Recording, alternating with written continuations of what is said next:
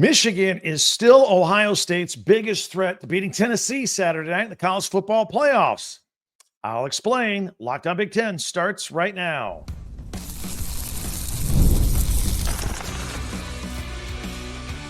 You are Locked on Big Ten, your daily podcast on the Big Ten Conference. Part of the Locked On Podcast Network, your team every day.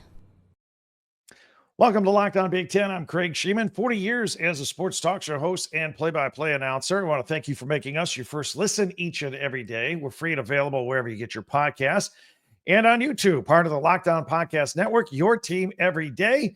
The college football playoff is here, and you don't want to miss a moment of the action. The college football playoff presented by Allstate begins with 4 first-round games December 20th and 21st on ESPN, ABC, TNT, and Max.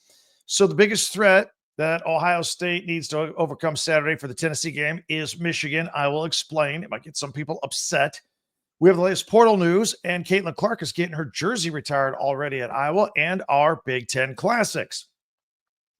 But first, let's talk about the Buckeyes. Huge game Saturday night in the college football playoffs.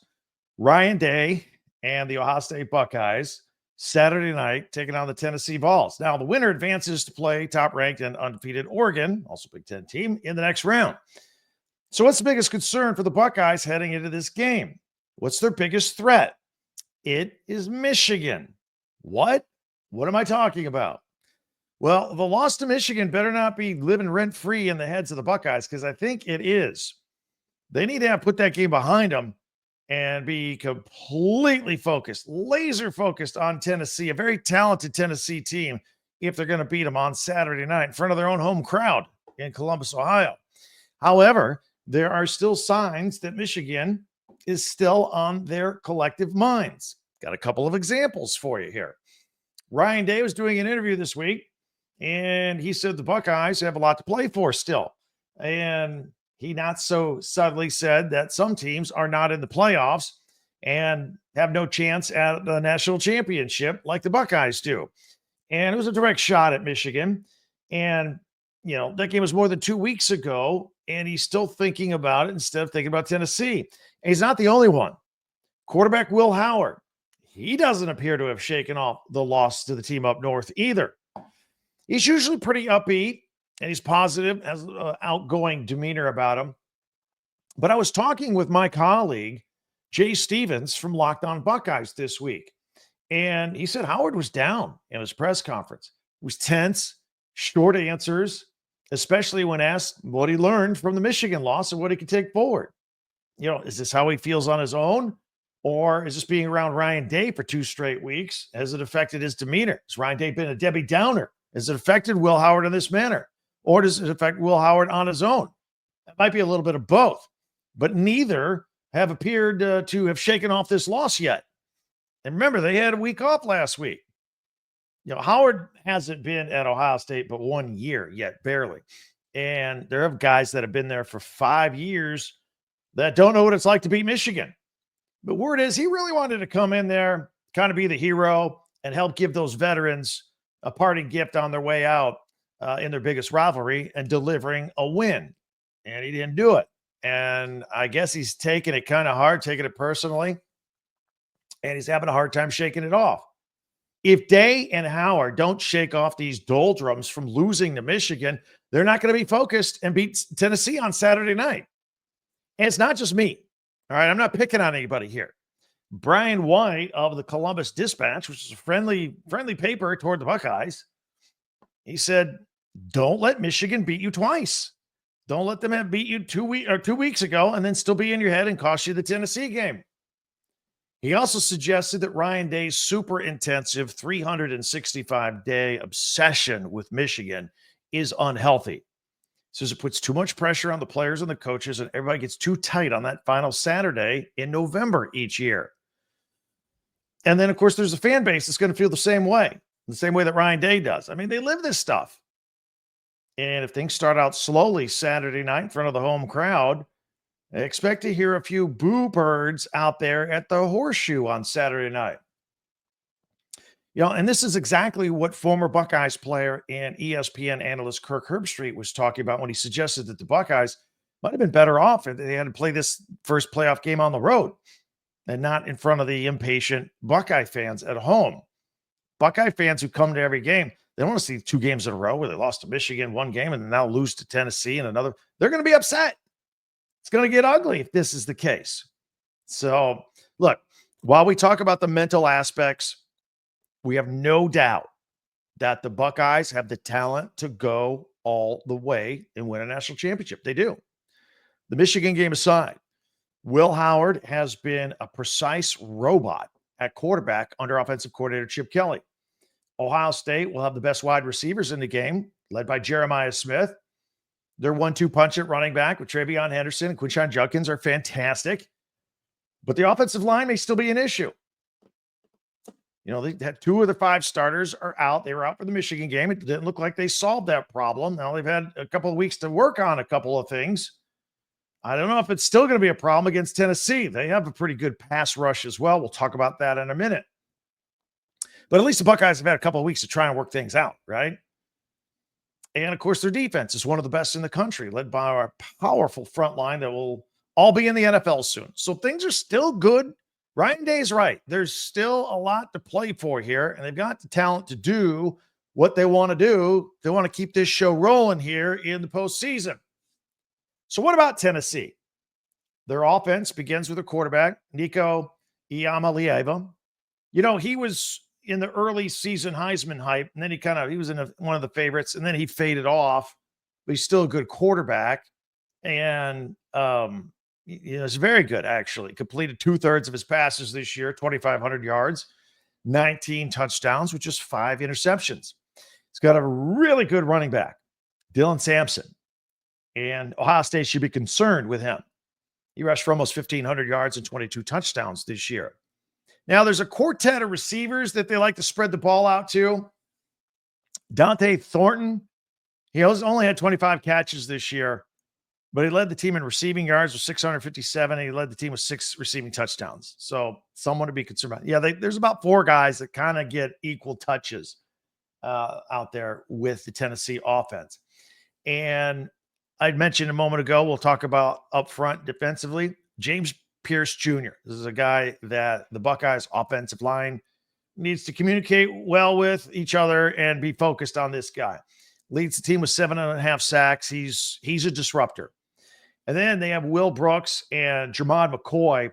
They've combined for 7 interceptions and 12 pass breakups. Now, McCoy's the one to watch here. He's just a sophomore, 19 years old, young kid. He's going to be assigned to cover the 19-year-old freshman phenom for Ohio State and freshman Jeremiah Smith. That's a one-on-one matchup. Corner and wide receiver to watch in this game. Must-see TV matchup.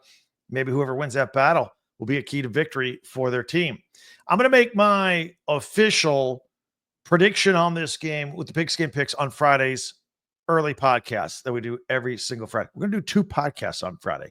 One in the morning like we always do. It's going to be released. One live after the Indiana game. But first, I would love your comments, Buckeyes fans. Let me know. Hit me up with the comments on YouTube. Hit me up at Twitter as well at Talk Big Ten. But yeah, so here's the schedule. We're going to go live a couple of times this weekend, in addition to our regularly scheduled release of podcasts. So Friday night, well, again, Friday morning when you wake up, if you're a subscriber, hit the subscribe button. You'll get our regular Friday podcast. We'll be talking Penn State football, getting ready for their game against SMU, and then we'll do a mini preview of all 3 Big Ten teams in action this weekend. That'll be our Friday podcast. Friday night, we're going to do another podcast live right here on our Locked On Big Ten YouTube channel. We're going to go live right after the Indiana-Notre Dame game. So that's an 8 o'clock kickoff. So I'm thinking around 11:30 p.m. Eastern time, Friday night, 8:30 p.m. Pacific. We're going to go live for immediate reaction on that game. Then again on Saturday night, we'll go live again. Many of you are used to us going live on Saturday night or Saturday afternoon after some big games. Now, we got 2 Big Ten teams in action Saturday. Penn State, SMU, they're going to go early. Then we'll have the Ohio State-Tennessee game late. We're going to wait until after the Tennessee game at Ohio State. And then we'll talk about both the Penn State game and the Ohio State game with immediate reaction right there. But we're going to do it all together. One late night podcast again Saturday night, probably also about 11:30 Eastern, 8:30 Pacific. So Friday night, Saturday night, live here on this Locked On Big Ten channel on YouTube. Hope you can join us. Make an appointment. Put it in your phone, in your calendar. We're going to be there for you. We always take your reaction and mine too. Live comments during all that. All right. Be sure to subscribe, by the way, and follow Locked On Big Ten for free wherever you get your podcast. That way you get the latest episode of this podcast as soon as it becomes available. And anytime we go out and do anything special, live, you'll know about it. And don't forget to check out our website, Talk Big Ten. If you're on video now, you can see the crawl on the bottom, talkbig10.com. Get some Christmas shopping down there. Not only do we put all of our podcasts there chronologically or group them by school, this one we'll put under Ohio State since we talk so much about them. But we also have a link there for Christmas shopping. If you want to buy some Big Ten gear, you want an Ohio State shirt, you want a Michigan pennant, you want an Oregon Duck hat, you want a Penn State coffee mug for you or your favorite friend or family member that's a Big Ten fan, a little stocking stuffer, last second Christmas shopping deals right there. You can get it all on our website, talkbig10.com. That's the number 10, talkbig10.com. All right, we have the latest portal news, who's going where, who's doing what. Also, Caitlin Clark, they're going to retire jersey already at Iowa. We'll give you all the details. All that is coming up. And then later on, our Big Ten Classics for the weekend and live action on the Big Ten Network. We always like to tell you about. It's all coming up in 1 minute right here on Locked On Big Ten. College football playoffs. That's right. It's back. It's that time of year. And with a newly expanded 12-team format, it's guaranteed to be bigger and better than ever, bringing you all the hard-hitting and high-flying excitement that you love. We all love it. TNT Sports coverage of the College Football Playoff begins December 21st. That's Saturday, starting with the College Football Playoff kickoff show presented by AT&T at 11 a.m. Eastern, leading into their first matchup, SMU taking on Penn State. That's at noon Eastern. Then the Clemson Tigers look to upset the Texas Longhorns at a showdown at 4 p.m. Eastern. Don't miss the excitement of the action, and you can watch the College Football Playoff presented by Allstate live on TNT, True TV, TBS, and Max. The College Football Playoffs. Well, thank you for making Locked On Big Ten your first listen each and every day, especially you everydayers that keep coming back. Thank you very much for helping this grow each and every day. Meanwhile, if you haven't, subscribe down below on YouTube and share and follow and like Locked On Big Ten, your team every day. And don't forget our website where our podcast and all of your favorite merchandise is, talkbig10.com. So we spent a lot of time talking about Penn State backup quarterback Bo Pribula this week and his decision to leave the team and enter the transfer portal the very week of a college football playoff game. It's the times that we live in. It's crazy. And even though this move could hurt Penn State and even cost them a shot at a national championship if Drew Aller goes down with an injury, Penn State coach James Franklin has been more than supportive of his player and the decision. So he said, look, the rules of college football put these kids in an impossible spot with the portal and bowl season and playoff season overlapping.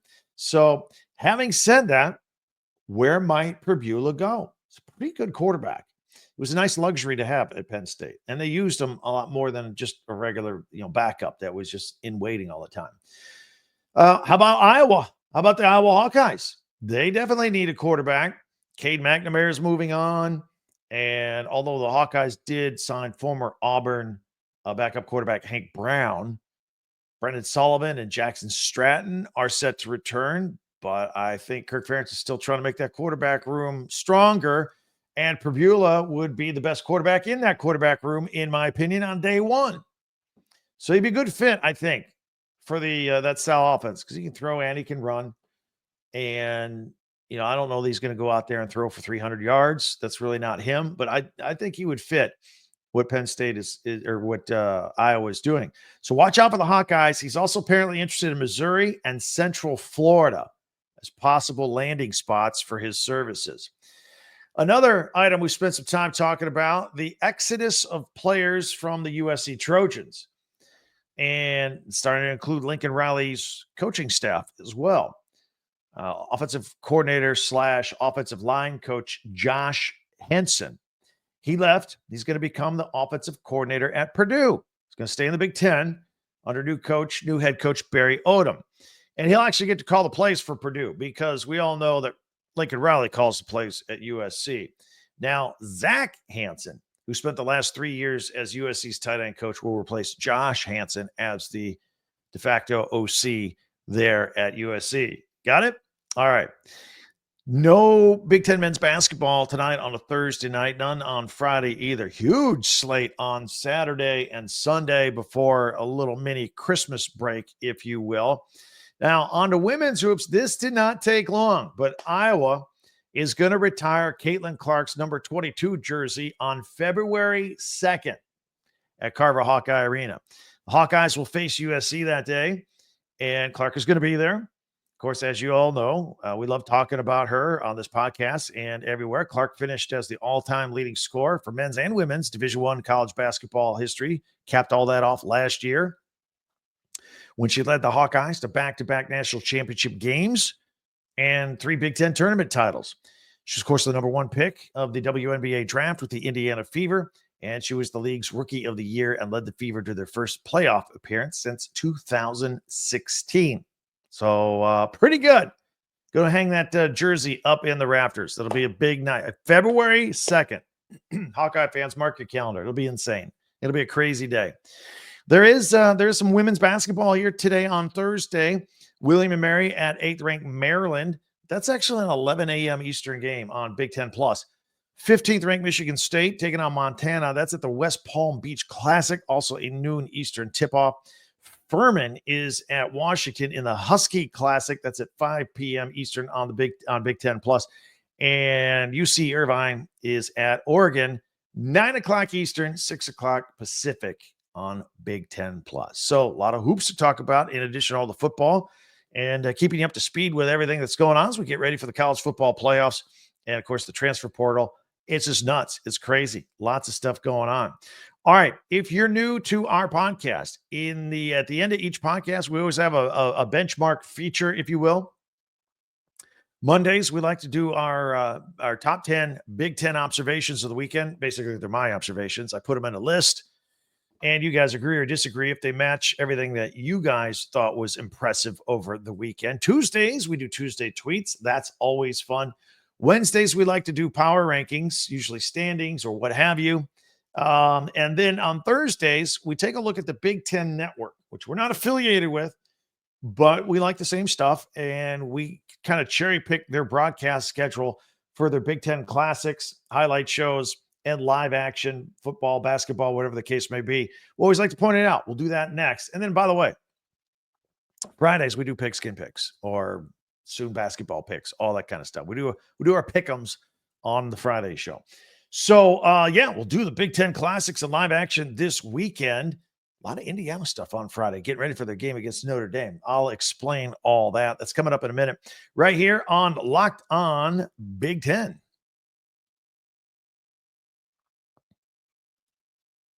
Watching games is exciting. Watching them with a little action on the side is even more exciting. That's why I want to tell you about FanDuel, America's #1 sportsbook, because right now new customers can bet $5 and get $150 in bonus bets if you win. The FanDuel Sportsbook app gives you everything you need to place live bets on the NFL all in one place. So when you get a hunch in the middle of the game, you can check out the latest stats, view live play-by-play, and so much more on the same page where you actually place your bets. Just visit FanDuel.com and join today. You get started with over $150 in bonus bets if you win your first $5 bet. That's at FanDuel.com. Never waste a hunch. Make every moment more with FanDuel, an official sportsbook partner of the NFL. And tonight, Thursday Night Football, we got Chargers and Broncos, AFC West battle. Chargers -3 in this one. I don't know about that, but I do like the under tonight at 42.5. It's a low number. Like there'll be a little bit of defense play in this game. You can do stuff like that at FanDuel. FanDuel, an official sportsbook partner of the NFL. PrizePicks is the best place to get real money sports action with over 10 million members and billions of dollars in awarded winnings. PrizePicks has made daily fantasy sports accessible to all. You just pick more or less with stats of 2 or more players, pair them together, however you want to put them together, and you got a shot at winning up to 1,000 times your cash. So run your game all season long on PrizePicks, America's #1 daily fantasy sports app. And they now offer MasterCard for quick and easy deposits into your accounts throughout the sports season. So sign up today, get $50 instantly when you play $5. You don't even need to win that $5 action, and you can receive the $50 bonus because that is guaranteed. So check it out. Go to PrizePicks, download the app today, use the code LOCKEDONCollege, and get $50 instantly after you play your first $5 lineup. PrizePicks, run your game.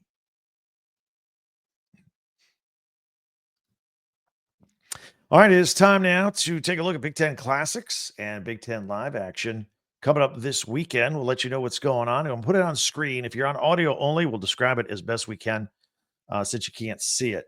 We will pick up the action on Friday, December 20th. All times are Eastern time. A lot of Indiana football classics. Now, two things to note. Now, normally they do this kind of stuff before a big game for a team, but there aren't a lot of big old classics between Indiana and Notre Dame. So it's Indiana and other people. And you'll find that most of these are recent. In fact, all the classics are from this year because this is the first year in a while, maybe ever, Indiana football has been good. 11 a.m. Eastern.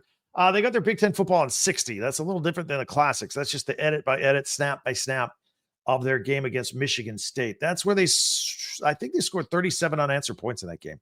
Curtis Rourke had 263 yards and 4 touchdowns. I think that was the first game back with a couple of pins in his broken thumb, and he still threw 4 touchdowns. Hoosiers were ranked 13th in the country at the time. They beat the Spartans 47-10. Yeah, that's right. It was 37 unanswered points because they were down 10-0 in that game. First time they had trailed all year.